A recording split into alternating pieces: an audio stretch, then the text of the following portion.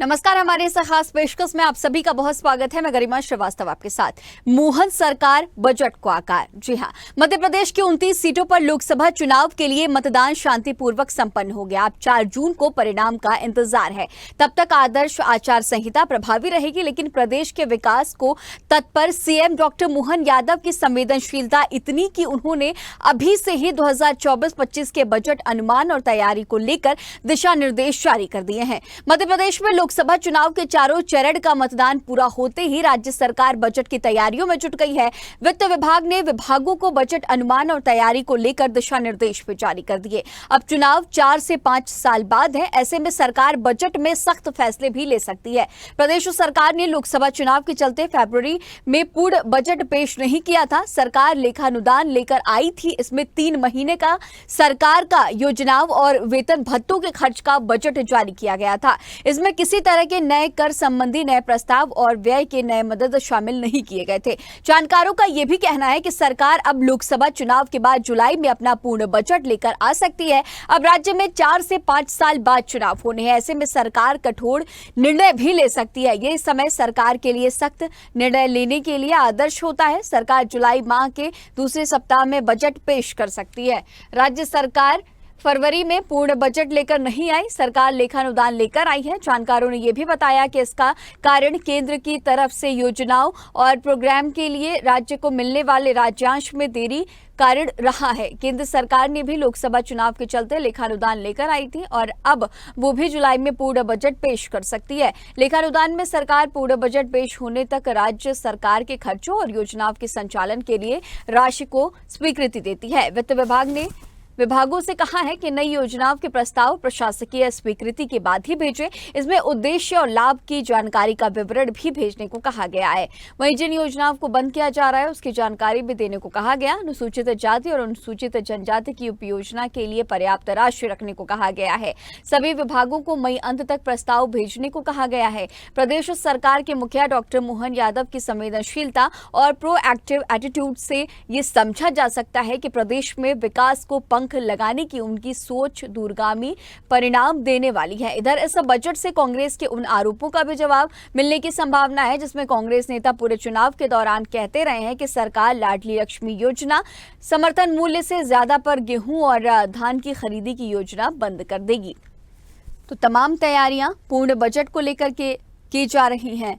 वित्त मंत्रालय की तरफ से सभी विभागों को दिशा निर्देश भी दिए गए हैं और बहुत जल्द यानी कि अब 4 जून का जब परिणाम सामने आ जाएगा और इसके बाद आदर्श आचार संहिता खत्म हो जाएगी और फिर ये बातें कही जा रही हैं कि पूर्ण बजट मध्य प्रदेश सरकार पेश कर सकती है।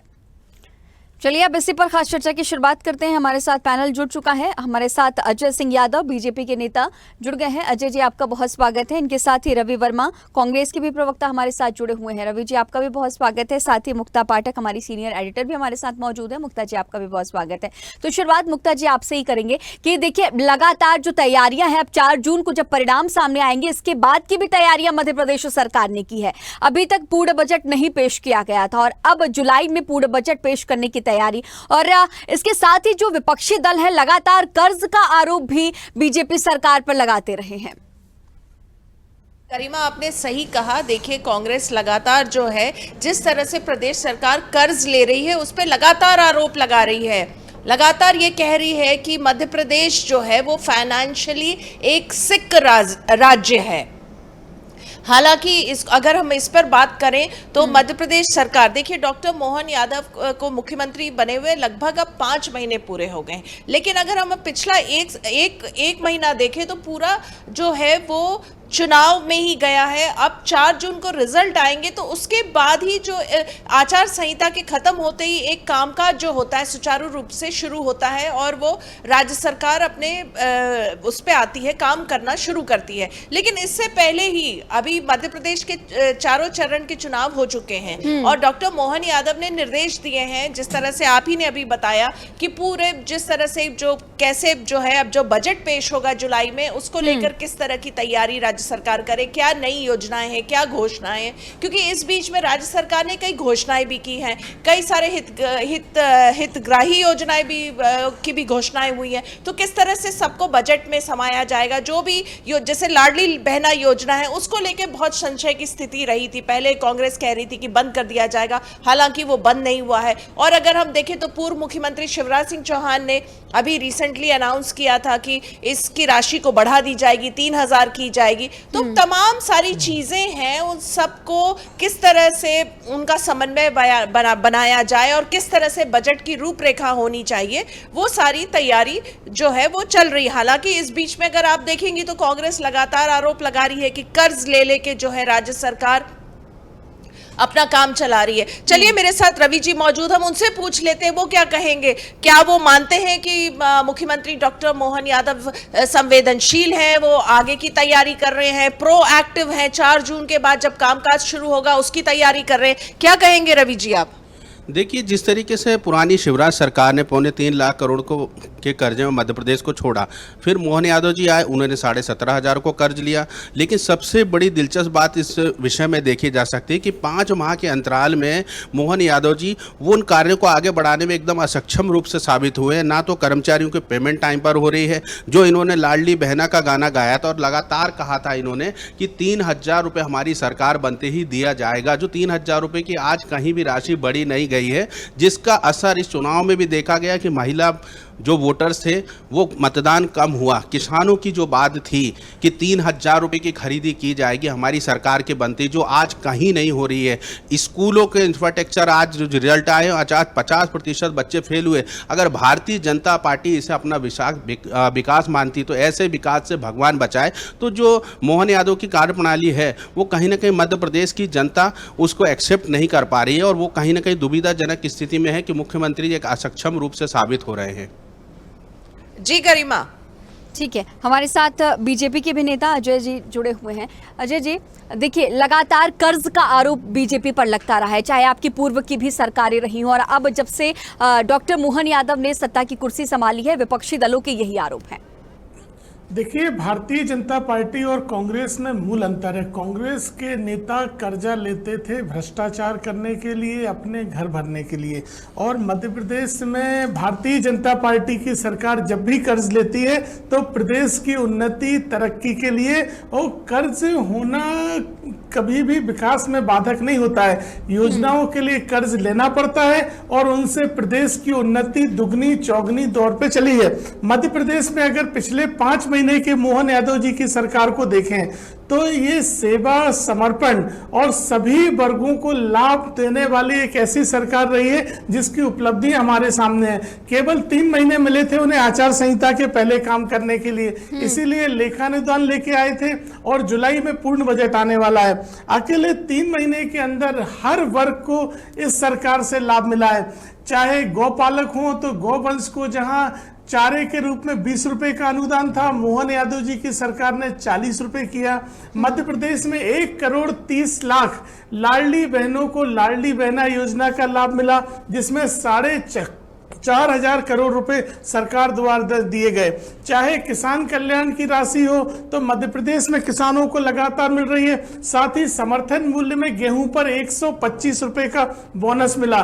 तेंदुपत्ता में प्रति बोरे 100 रुपए का बोनस मिला। यहां तक कि डेवलपमेंट के लिए उज्जैन में मुख्यमंत्री जी द्वारा जिस तरह से प्रयास किए गए, इन्वेस्टर मीट की गई, उज्जैन में एक मेला लगाया गया जिसमें ग्वालियर मेले के समान छूट दी गई। धार्मिक क्षेत्रों, सामाजिक क्षेत्रों, सभी क्षेत्रों में मोहन यादव जी की सरकार ने काम किया है। और जब जुलाई में पूर्ण बजट आएगा उससे मध्य प्रदेश के विकास की एक नई रूपरेखा आपके सामने दिखाई देगी। और ये भारतीय जनता पार्टी की सरकार है जो हमेशा सर्वहारा वर्ग के लिए काम करती है। कांग्रेस पार्टी पूरी तरह अपरिहार्य हो गई है, जनता कांग्रेस को खारिज कर चुकी है, लेकिन हम जनता के प्रति जवाबदेह हैं, इसलिए बजट में ऐसी योजनाएं लाएंगे जो प्रदेश की जनता को लाभ दें और प्रदेश को तरक्की के रास्ते पे ले जाए। और सुगबुगाहट ये भी है कि 4 जून के बाद कैबिनेट में भी बदलाव देखने को मिलेगा। कांग्रेस से जो नेता शामिल हुए थे आपकी पार्टी में, उन्हें भी पद दिया जाएगा। देखिए, ये तो एक राजनीतिक कयासबाजी की बात है। इसका निर्णय तो पार्टी संगठन और हाईकमान ले सकता है, लेकिन इस तरह की अभी कोई चर्चा पार्टी संगठन स्तर पे नहीं है। जो तमाम जो बातें हैं, विपक्षी दल जीतू पटवारी ने एक ट्वीट किया था जय जी, उसका ही मैं जिक्र कर लूंगी। उन्होंने इस ट्वीट में लिखा था कि 10 साल में 35 जो कांग्रेस के नेता हैं वो बीजेपी में शामिल हुए थे, और इसमें 22 नेताओं का सियासी जो सफर है वो गुमनाम रहा, क्योंकि लगातार हम दल बदल देख रहे हैं और ये बड़ा मुद्दा मध्य प्रदेश के लिए हो चुका है। और उन्होंने इसमें इस बात का भी जिक्र किया कि इन 35 में फिलहाल 9 ही विधायक हैं और केवल 4 मंत्री पद तक पहुंचे हैं, और ऐसे में तमाम तरह के कयास भी लगाए जा रहे हैं। अजय जी, इस बात का भी जवाब दीजिएगा। देखिए, जीतू पटवारी मध्य प्रदेश के इतिहास के सबसे असफल कांग्रेस अध्यक्ष सिद्ध हुए हैं, जिनके कार्यकाल में कांग्रेस में 7 लाख से ज्यादा नेता कार्यकर्ताओं ने पार्टी छोड़ी है। पूर्व प्रदेश अध्यक्ष सुरेश पचौरी से लेके 3 विधायक, जिला अध्यक्ष, पूर्व विधायक और ना जाने कितने ही वरिष्ठ नेताओं ने, यहाँ तक कि बूथ स्तर तक के कार्यकर्ताओं ने पार्टी छोड़ी है। तो ऐसे में जीतू पटवारी जी के कहने का कहीं कोई वजूद नहीं है। जनता समझती है और जनता की भावनाओं को समझते हुए कांग्रेस के नेता भारतीय जनता पार्टी के साथ जुड़े हैं। कांग्रेस पार्टी की जो रीति नीति है वो जन विरोधी है।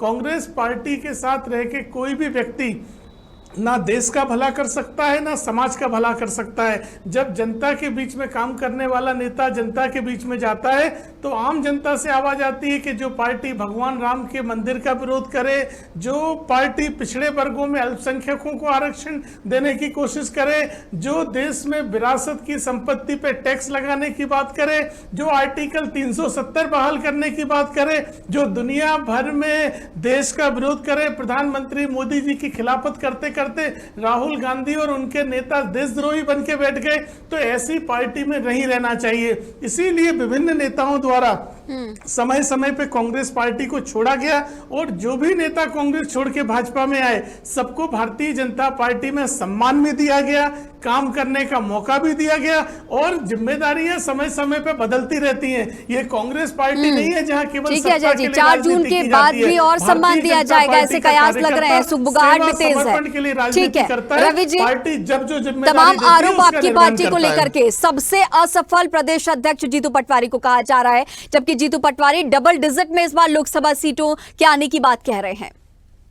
गरिमा जी, दरअसल सफल और असफल की वे लोग आज चर्चा कर रहे हैं जो कल तक खुद शिवराज सरकार इस भारतीय जनता पार्टी को भ्रष्टाचारी या दुनिया की सबसे करप्ट पार्टी कहा करते थे। सफल असफल की बात वो अजय यादव जी कर रहे हैं जो खुद ही अपना स्टैंड क्लियर नहीं कर पाए कि उन्हें कांग्रेस में रहना या भाजपा में। अंततः वो अपनी महत्वाकांक्षाओं के चलते चले गए। महत्वाकांक्षाओं का ये दौर है, महत्वाकांक्षाओं पर किसी का कोई काबू नहीं। अगर महत्वाकांक्षाओं के चलते ही लोग दल बदल करते हैं तो वे अपनी मां समान पार्टी पर जो है कुठाराघात करते हैं, उसकी पीठ पर छुरा भोंकते हैं। तो अजय यादव जी इस तरह की बातें कर रहे हैं, मुझे ऐसा लगता है कि मध्य प्रदेश के मतदाता, मेरे भाई बहन, खास तौर पर टीकमगढ़ की जनता अगर इन बातों को देख रही होगी तो बड़ा ही आश्चर्य कर रही होगी कि कौन इस तरह की बातें कर रहा है। जो लोग केवल अपनी पद लोलुपता के चलते चले जाते हैं, जिनका कोई बात का ठिकाना नहीं, जो जनता के हक अधिकारों के बात में आवाज उठाया करते थे, जो भ्रष्टाचार के आरोप लगाते थे, जो प्रामाणिक भी है, जो आपके और मेरे टैक्स से कारामबान बना और बनने से पूर्ण पहले ही बह गया। तो ये कर्ज जो लेने का जो सिलसिला है इस भारतीय जनता पार्टी का, केवल अपनों के विकास में होता है, जिसका जनता से कोई विकास नहीं है। और आज वो सफल और असफल पे बात करें तो केवल वे अपने खुद का एक मजाक उड़ाते हैं इस तरह की बातें करके। और माननीय जीतू पटवारी जी के नेतृत्व में डबल डिजिट की बात हो रही है, निश्चित तौर पर 4 तारीख को आप देखेंगे कि जब परिणाम आएंगे मध्य प्रदेश में कांग्रेस एक बड़े मार्जिन के साथ सीटें जीतेगी और भारतीय जनता पार्टी एक बड़े शून्य की तरफ जाएंगे। तब इसी स्टूडियो में हम अजय यादव जी से चर्चा करेंगे। अजय जी देखिए गरिमा जी, कांग्रेस पार्टी और उनके नेताओं को जब तक सच्चाई समझ में नहीं आएगी वो कभी भी जनता से नहीं जुड़ पाएंगे। आज मैं हूं या हम जैसे अन्य कांग्रेस से छोड़े हुए नेता हों, सभी नेताओं ने कांग्रेस क्यों छोड़ी ये समझना पड़ेगा। हमारा क्या स्वार्थ था?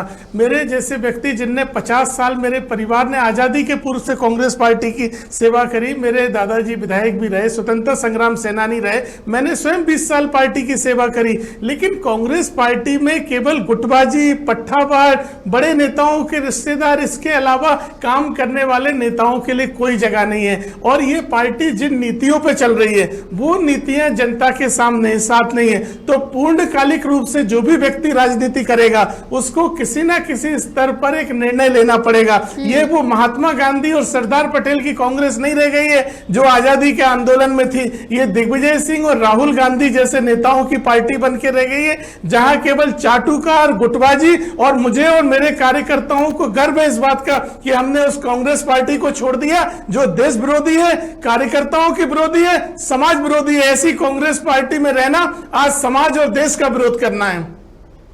रवि जी, देशद्रोही, परिवारवाद, जातिवाद, सभी तरह के आरोप आपकी पार्टी पर लग रहे हैं। और अगर मध्य प्रदेश के मुख्यमंत्री, जिस तरह से हम देख रहे हैं, स्टार प्रचारक की भूमिका अदा कर रहे हैं, जिस राज्य में जाते हैं वहां पर यही बात कहते हैं कि कांग्रेस तो पूरे देश से खत्म हो रही है। उत्तर प्रदेश में वो गए तो उन्होंने कहा कि अखिलेश यादव ने इस पार्टी, जिस पार्टी से गठबंधन किया है, उस पार्टी के जो मुलायम सिंह यादव अगर रहते तो कभी वो गठबंधन नहीं होने देते। जबकि मुलायम सिंह यादव ने इस बात को लेकर के पीएम मोदी को बधाइयां भी दी थी एक बार फिर से प्रधानमंत्री बनने के लिए। सीएम कहते हैं मध्य प्रदेश के, और आपकी पार्टी पर तमाम आरोप और पूरी तरह से पार्टी खत्म हो रही है ऐसा कह रहे हैं। जी गरिमा जी, देखिए पार्टी के खत्म होने के बाद वो लोग कर रहे हैं, दरअसल भारतीय जनता पार्टी के पैरों तले जमीन नहीं, फिर भी उन्हें एक यकीन नहीं, क्योंकि आज 400 पार का नारा या विपक्ष मुक्त का नारा वो लोग दे रहे हैं, जो कांग्रेस मुक्त का नारा, जो लगातार दल बदल करके नेताओं के बल पर आज उनके यहाँ टोटा लगा हुआ है। तमाम ऐसे लोग हैं जो कांग्रेस से अपने दल में वो लेकर आते हैं, किसी कारणों से ज्वाइनिंग करवाते हैं और उनको अपना प्रत्याशी बनवाते हैं। मध्य प्रदेश की भाजपा की मीडिया टीम में ही देखेंगे तो ऐसे तमाम लोग हैं जो छोड़कर गए और आज वो उनकी मीडिया टीम को चला रहे हैं। तो ये कांग्रेस की बैसाखियों पे चल रही भारतीय जनता पार्टी इस तरह की बात ना करें। और वो मुक्त होने की जो बात कर रहे हैं, विश्वसनीयता अविश्वसनीयता की बात आ रही है, तो ये केवल मजाक का विषय है। आज जिस तरीके से मोहन यादव जी केवल एक मजाक के रूप में देखे जा रहे हैं कि आज वो मध्य प्रदेश की कानून व्यवस्था पे कार्य ना करके मध्य प्रदेश में किस तरीके से रेप की घटनाएं लगातार बढ़ रही है, मध्य प्रदेश में क्राइम रेट कितना बढ़ रहा है, और उनके पास ये विभाग है और नैतिकता के आधार पर आज उन्हें इस पर एक्शन लेने चाहिए थे। लेकिन मध्य प्रदेश की जो अर्थव्यवस्था है या कानून व्यवस्था है किस तरीके से चरमराज, तो मूल मुद्दों पे चर्चा ना करके बीजेपी को लेकर के कह रहे हैं, लेकिन निश्चित तौर पर बिल्कुल कह रहा हूं, वर्तमान में आज ये मुद्दे हैं और इस पर चर्चा होना प्रासंगिक मैं मानता हूं। लंबा वक्त हो गया पीसीसी चीफ बने जीतू पटवारी को, लेकिन अभी तक जो है आपकी कार्यकारिणी तक नहीं डिसाइड हो पाई है। तमाम बातें आप लोग कह रहे हैं डबल डिजिट में जीत की बातें। कार्यकारिणी का लगातार विस्तार हुआ है, मध्य प्रदेश की नई मीडिया टीम का विस्तार हुआ, उसका एक हिस्सा मैं भी हूं। एक साधारण से घर परिवार से आता हूं, जिस तरीके से उपेक्षा की जो बात कर रहे हैं, प्रदेश कार्यकारिणी को भी लगातार विस्तार दिया जा रहा है। तमाम जो हमारे डिपार्टमेंट्स हैं उनका विस्तार हुआ है और लगातार इस चुनाव के बाद आप सीधी देखेंगे प्रदेश कार्यकारिणी का भी होगा। लेकिन वे लोग जो बात कर रहे हैं तो उन्हें इस तरह की बातें करने से पहले अपनी गिरवा में झांकना चाहिए। अजय जी, तमाम आरोप देखिए गरिमा जी, जीतू पटवारी जब अध्यक्ष बने थे उन्होंने स्वयं कहा था कि 1 हफ्ते के अंदर मैं प्रदेश कार्यकारिणी और जिला अध्यक्षों की घोषणा कर दूंगा। आज 5 महीने निकल गए, जीतू पटवारी ना कार्यकारिणी बना पाए और ना जिला अध्यक्षों की घोषणा कर पाए। और कांग्रेस पार्टी जमीनी सच्चाई सभी लोग समझते हैं। कांग्रेस के नेता प्रवक्ता, चाहे मेरे भाई रवि वर्मा हो या अन्य प्रवक्ता हो, मैं इन लोगों से कहना चाहता हूं कि कोई भी दावा करने से पहले ये याद रखें कि आज के बाद कल भी आएगा और कल के बाद 4 जून भी आएगी। तो ऐसे दावे करें जिनका 4 जून को सामना कर सकें। ऐसा ना हो कि 4 जून को मुंह छुपाते फिरे और आज दावे करें। और रही बात हम जैसे लोगों की, गरिमा जी आप जानते हैं विधानसभा चुनाव के पूर्व कांग्रेस के नेताओं ने पूरे प्रदेश में भ्रम फैलाया था कि उनकी सरकार आ रही है, और हम जैसे नेताओं ने तो उस समय कांग्रेस से इस्तीफा दे दिया था जब कांग्रेस के नेता भ्रम फैलाते थे कि उनकी सरकार बन रही है, जबकि मैं मीडिया विभाग का उपाध्यक्ष भी था, पीसीसी डेलीगेट भी था। तो कांग्रेस पार्टी कभी इस सच्चाई को नहीं समझ पाएगी कि उनकी रीति नीति में खोट है, उनके नेतृत्व में खोट है। आज मध्य प्रदेश में 29 उम्मीदवार खड़े करने में असफल रही कांग्रेस पार्टी। चुनाव में बूथ एजेंट नहीं, कार्यकर्ता नहीं, यहां तक कि बड़े नेताओं ने प्रचार तक नहीं किया। बताइए मुझे, प्रियंका गांधी कहां है, सोनिया गांधी कहां है, खड़गे जी कहां है? राहुल गांधी ने 2-3 सभाएं करी, कमलनाथ छिंदवाड़ा से बाहर नहीं निकले, दिग्विजय सिंह राजगढ़ से बाहर नहीं निकले। तो ऐसी कांग्रेस पार्टी का क्या विश्वास करेगी जनता? कांग्रेस पार्टी पूरी तरह असफल, और जीतू पटवारी कांग्रेस पार्टी में ताला लगवाने की तरफ बढ़ रहे हैं। कांग्रेस के नेताओं को विचार ये करना चाहिए कि क्यों लोग उन्हें छोड़ के जा रहे हैं। ये कैसी परिस्थितियां कांग्रेस में बन गई हैं कि अच्छे से अच्छे नेता, वरिष्ठ से वरिष्ठ नेता और जिनकी 3 पीढ़ियां कांग्रेस में रही, आज वो नेता भी कांग्रेस छोड़ के चले गए। कांग्रेस पार्टी जब तक ये नहीं समझेगी, कांग्रेस पार्टी इसी तरह रसातल में जाती रहेगी। ठीक है मुक्ता जी, आपका रुख करूंगी कि देखिए लगातार बीजेपी ये बात कहती है कि ना कांग्रेस के पास में नीति है, ना नीयत है, ना नेतृत्व है और ना ही नेता है। और अभी अभी अजय जी भी यही बातें कह रहे थे और इसी तरह से कांग्रेस के भी तमाम तरह के आरोप। जी बिल्कुल गरिमा, देखिए ये लगातार हम देख रहे हैं अजय सिंह यादव कांग्रेस का दामन छोड़ के बीजेपी में आए हैं, तो जाहिर तौर पे उनके अपने कारण हैं और वो जो रीजंस बता रहे हैं। उसके बाद आप देखिए जो उन्होंने एक बात कही कि विधानसभा के समय वाकई में ऐसा परसेप्शन क्रिएट किया गया था कि कांग्रेस की सरकार आ रही है, कमलनाथ 7 दिसंबर को शपथ ले रहे हैं, तो पूरा एक परसेप्शन क्रिएट किया गया था। और अब अगर आप देखिए, और लेकिन कांग्रेस पे की जब भी बात होती तो गुटबाजी की बात होती है। अभी अगर हम देखें तो देखिए बीजेपी और कांग्रेस में जो मेन मूल डिफरेंस है वो एक एग्रेशन का है। जो बीजेपी जिस एग्रेशन से काम करती है, हम लगातार देखते हैं विधानसभा चुनाव खत्म हुआ, रिजल्ट डिक्लेयर हुए और अगले दिन ही बीजेपी बात करना शुरू कर दी कि हमको 29 सीट जीतनी है लोकसभा में, जबकि उस समय लोकसभा डेट्स बहुत दिनों के बाद अनाउंस हुए थे। तो बीजेपी लगातार एक एग्रेसिव मोड में रहती है, चुनाव के मोड में रहती है, डिसिप्लिन्ड पार्टी, सीरियसली बातों को लेती है। कांग्रेस जो अभी जिस तरह से वोट परसेंटेज घटा है, उससे कांग्रेस के खेमे में उत्साह है कि उनको ये लग रहा है, उनका ये मानना है कि अगर वोट परसेंटेज कम हुआ है यानी एंटी इनकम्बेंसी, यानी जनता उदासीन है बीजेपी के प्रति। लेकिन क्या ये सही साबित होगा, ये हमें देखना होगा। और अगर दोनों पार्टी की बात करें तो देखिए बीजेपी का फोकस 29 सीट्स है, कांग्रेस भी दावा कर रही है कि वो 5 से 6 सीट जीतेगी। हालांकि कल जीतू पटवारी ने जब मीडिया इंटरेक्शन किया था तो उन्होंने कहा था नहीं 10 से ज्यादा सीट्स आ रही है। तो ये सारी की सारी जो बातें और जो तस्वीर है वो 4 जून के बाद क्लियर हो जाएगी। ठीक है मुक्ता जी, हमारे साथ बने रहने के लिए आपका बहुत शुक्रिया। अजय जी हमारे साथ इस खास चर्चा में बने रहने के लिए आपका बहुत शुक्रिया। रवि जी आपका भी इस खास चर्चा में बने रहने के लिए बहुत शुक्रिया। तो देखा आपने बजट को लेकर के तमाम तरह की बातें सामने आ रही हैं। मोहन सरकार ने वित्त मंत्रालय को निर्देश भी दिए हैं और वित्त मंत्रालय की तरफ से अलग अलग डिपार्टमेंट्स को भी लगातार निर्देश दिए जा रहे हैं। आज की इस खास चर्चा में फिलहाल इतना ही। खबरों का सिलसिला लगातार जारी रहेगा, बने रहिए स्वदेश न्यूज के साथ। सबसे पहले देश।